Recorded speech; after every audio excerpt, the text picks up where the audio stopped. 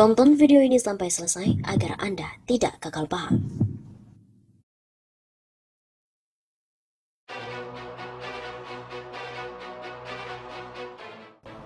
Kemarin-kemarin kita dipukul mundur. Saatnya kita taklukkan DPR serta Presiden.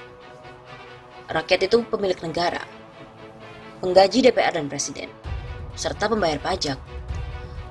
Sejak 24 September 2019, rakyat, mahasiswa, buruh, petani, dan aktivis, ojek online, serta militan aksi STM atau pelajar, serta kelompok-kelompok perubahan lain berjuang dalam kekuatan rakyat.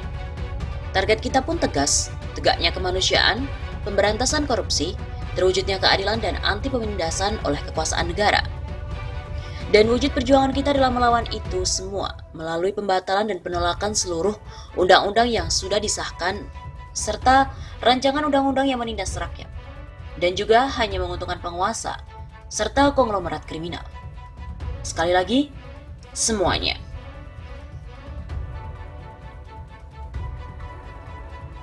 Ini tahapan perjuangan kita. Kita tuntaskan di sini dulu sekaligus mengkonsolidasikan kekuatan rakyat hingga benar-benar solid.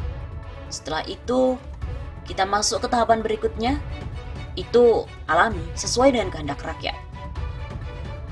Kemarin-kemarin sempat kita dipukul mundur. Saat ini, kita harus menaklukkan mereka, yaitu pemerintah dan DPR, agar mencium telapak kaki kita, yaitu kaki rakyat sebagai pemilik negara. Dengan membatalkan semua peraturan yang menindas, anti demokrasi dan kemanusiaan, serta anti kesejahteraan rakyat.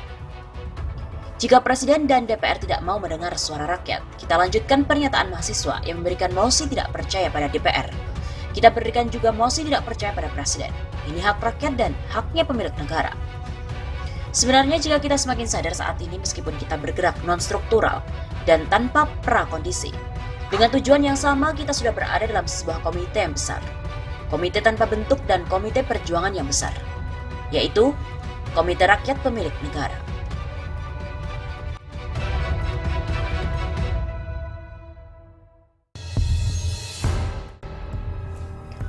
Apa belum cukup bagi Jokowi untuk rasakan suasana kebatinan rakyat?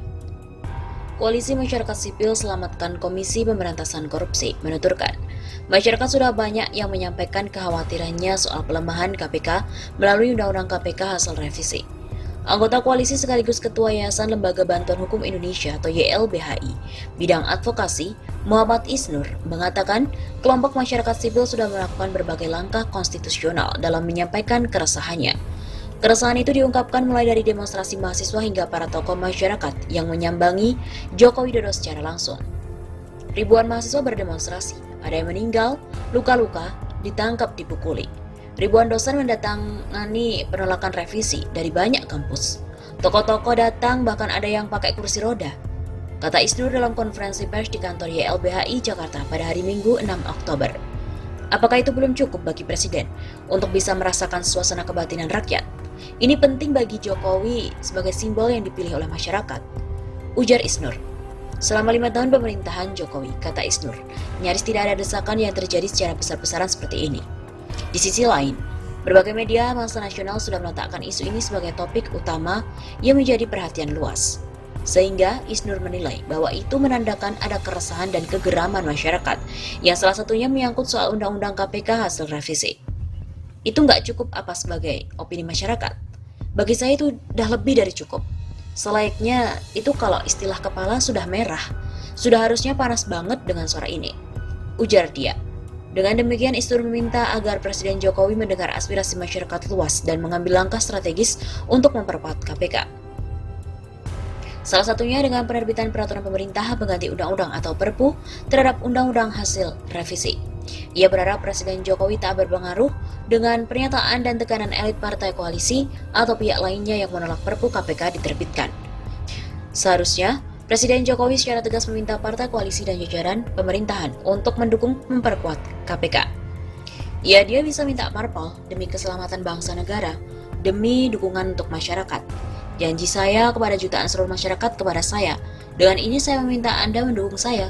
Kalau istilahnya ya, kami memberi mandat kepada Pak Jokowi sebagai capres dengan ikhlas, dengan penuh, tagih itu, kata Isnur. Karena sistem Indonesia ini sistem presidensial, Buktikan kalau presiden itu pengendali mandat penuh negara ini, bukan dikendalikan oleh segelintir elit partai, ujar dia.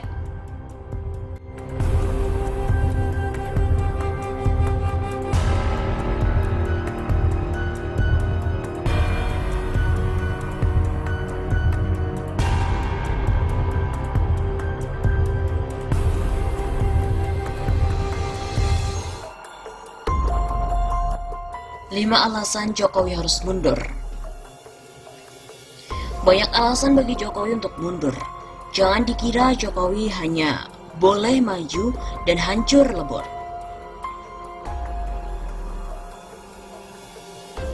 Jokowi memiliki banyak argumen untuk mundur, dari argumentasi konstitusi hingga argumentasi keselamatan nyawa dari setiap jiwa warga negara. Kalau Anda juga punya pikiran Jokowi tak punya alasan untuk mundur, maka tulisan ini akan membimbing Anda semua untuk paham bahwa mundur bagi Jokowi sangat-sangat beralasan. Memaksakan diri untuk terus maju padahal publik sudah tak menghendaki, itu justru merusak bangsa ini, juga merusak diri Jokowi. Beberapa alasan argumentatif bagi Jokowi untuk mundur diantaranya. Pertama, alasan konstitusi. Berdasarkan ketentuan TAP MPR RI nomor 6/MPR RI /2001 tahun 2001 tentang etika kehidupan berbangsa, khususnya hal yang mengatur pokok-pokok etika kehidupan berbangsa, disebutkan bahwa etika politik dan pemerintahan mengandung misi kepada setiap pejabat dan elit politik untuk bersikap jujur, amanah, sportif, siap melayani, berjiwa besar, memiliki keteladanan, rendah hati, dan siap mundur dari jabatan politik apabila terbukti melakukan kesalahan dan secara moral, kebijakannya bertentangan dengan hukum dan rasa keadilan masyarakat. Etika ini diwujudkan dalam sikap yang bertata krama, dalam perilaku politik yang toleran, tidak berpura-pura, tidak arogan, jauh dari sikap munafik, serta tidak melakukan kebohongan publik, tidak manipulatif dan tindakan tidak terpuji lainnya. Jadi, secara konstitusi Jokowi memiliki alasan untuk mundur.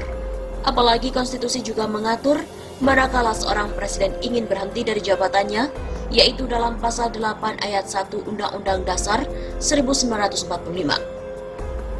Jika presiden mangkat, berhenti, diberhentikan atau tidak dapat melakukan kewajibannya dalam masa jabatannya, ia digantikan oleh wakil presiden sampai habis masa jabatannya. Kedua, alasan situasi politik kekinian.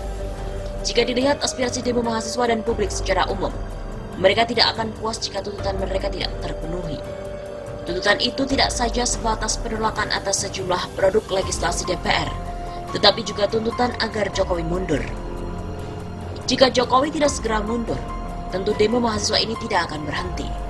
Dan jika demo tidak berhenti, akan berpotensi jatuh korban lebih banyak lagi, baik di pihak mahasiswa dan pendemo maupun di pihak aparat kepolisian. Karena itu, situasi politik ini menuntut Jokowi untuk segera mundur, agar tidak perlu jatuh korban lebih banyak lagi. Bangsa ini tentu lebih memilih masa depannya lebih baik ketimbang mengorbankan polisi dan mahasiswa untuk mempertahankan syahwat berkuasa Jokowi. Ketiga, alasan menjaga kedaulatan bangsa. Mundurnya Jokowi sangat penting, karena Jokowi terbukti tidak mampu menjaga kedaulatan bangsa dan nyawa rakyat Indonesia. Dalam hal ini adalah kasus Papua. Sudah banyak jatuh korban baik sipil, polisi, dan tentara. Terakhir, jatuh korban pembantaian para pendatang di Mimika, Papua. Sejauh ini, Jokowi tak mampu berbuat apapun kecuali mengimbau dan mengimbau agar masyarakat tak percaya hoaks dan sibuk bersepeda dengan Iriana. Jika Jokowi tidak segera mundur, dikhawatirkan pembiaran kasus Papua akan meningkat pada eskalasi ancaman kedaulatan atau separatisme dan tragedi kemanusiaan akibat banyaknya jatuh korban rakyat Papua. Kelima, secara umum penyelenggaraan pemerintahan dan negara gagal total. Semua parameter tata kelola negara menunjukkan kondisi yang buruk. Jokowi terbukti selama 5 tahun ini tak mampu memperbaiki keadaan, justru membuat keadaan semakin parah. Karena itu mundurnya Jokowi adalah demi kebaikan Jokowi dan masa depan bangsa ini. Saya kira 5 alasan ini cukup untuk memberikan keyakinan bahwa Jokowi itu menyatakan berhenti dari jabatannya sebagai Presiden RI. Lebih cepat lebih baik. Karena memperlama proses pengunduran diri sama saja memberi andil atas rusaknya bangsa ini lebih parah lagi.